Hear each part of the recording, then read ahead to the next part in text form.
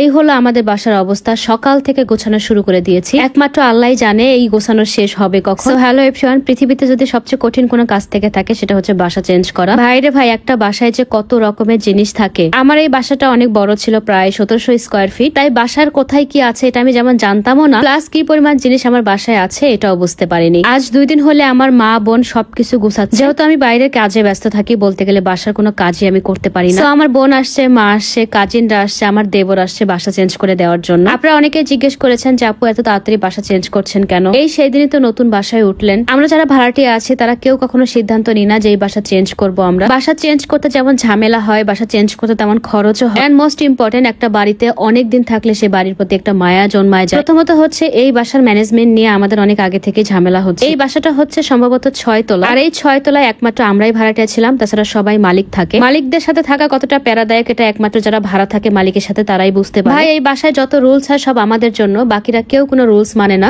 Even এই বাসায় যতগুলো দারোয়ান আসে প্রত্যেকটা দারোয়ানকে বলা হয় যে আমরা ভাড়াটিয়া। আর দারোয়ান এই কথা শোনার পর মালিকদের সাথে একরকম বিহেভিয়ার করে, আমাদের সাথে আর এক রকম বিহেভিয়ার করে। এটাও আমাদের কাছে কোনো প্রবলেম ছিল না। প্রবলেম হচ্ছে আমি এত টাকা দিয়ে ভাড়া থাকি, বাড়ির যিনি মালিক উনি আমাদের কোনো খোঁজ খবর রাখে না, প্লাস কোনো প্রয়োজনে 3-4 বার করে কল দিতে হয়। রাত 11টার পরে কোনো ফোন দেওয়া যাবে না, তারা খুবই বিরক্ত হয়। রাত 11টার পর আপনি যদি কোনো বিপদ হয়, আপনি যদি মরে পচে গন্ধ বের হয়ে যায়, আপনার কোনো ফোন দেওয়া যাবে না। তারা একটা ব্যাংক অ্যাকাউন্ট দিয়ে রাখছে, মাস শেষে আপনি ভাড়া দিয়ে দিবেন, কাহিনী শেষ। লাস্ট একটা কথাই আপনাদেরকে বলি, আই হোপ আপনারা বুঝতে পারবেন। আপনি যখন একটা বাসায় 45-50 হাজার টাকা ভাড়া দিয়ে থাকেন, সেই বাসার দারোয়ান যদি আপনার চোখে চোখ রেখে কথা বলার সাহস পায়, তো এই বাসায় থাকার রুচি আর কারো হবে কিনা জানি না, তবে আমার রুচি হয়নি। আমি আমার হাজবেন্ডকে প্রচন্ড ভালোবাসি, তার সাথে কেউ যদি জোর গলায় কথা বলে, আমি জানি না কেন আমার এমন হয়, সেই মানুষটাকে আমার একদম শেষ করে ফেলতে ইচ্ছে করে। আর একটা মজার ব্যাপার আপনাদের সাথে শেয়ার করি, এই বাসায় আমি 7 থেকে 8 মাস ছিলাম। এই পর্যন্ত 4 থেকে 5টা দারোয়ান মনে হয় চেঞ্জ হয়েছে। দারোয়ানগুলো প্রথম দিকে খুব ভালোই থাকে, ঠিক 15 থেকে 20 দিন পরে কোন যেন ফ্লোর থেকে ঠুস করে একটা কি কথা বলে, এরপর থেকে দারোয়ানের বিহেভিয়ার চেঞ্জ হয়ে যায়। বাকি ভিডিও আপনাদের সাথে শেয়ার করব ছোট্ট একটা স্কিন কেয়ার ভিডিওর পরে। যেসব আপুদের পার্লারে যাওয়ার একদমই হাতে সময় নেই, বা পার্লারে গিয়ে টাকা বা সময় কোনোটাই নষ্ট করতে চান না, তাদের জন্য নিয়ে আসলাম রেইনবো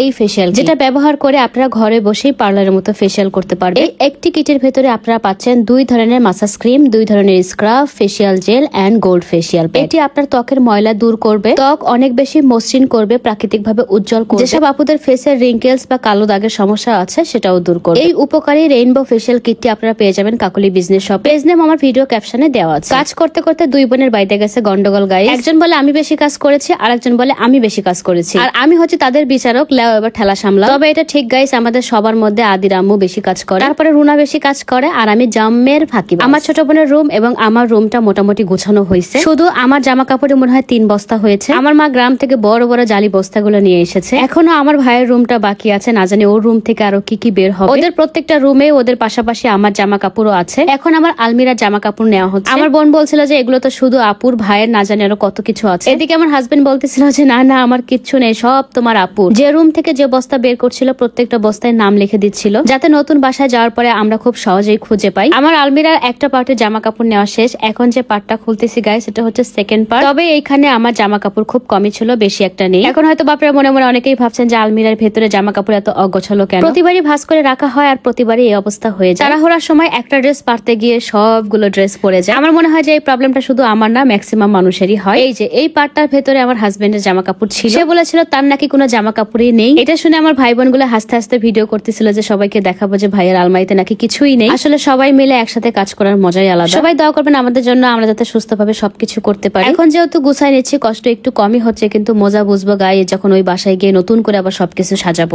এটা ভাবতেই টায়ার্ড হয়ে যাচ্ছি। আজকে এ পর্যন্ত সবাই ভালো থাকেন, টাটা এন্ড টেক কেয়ার।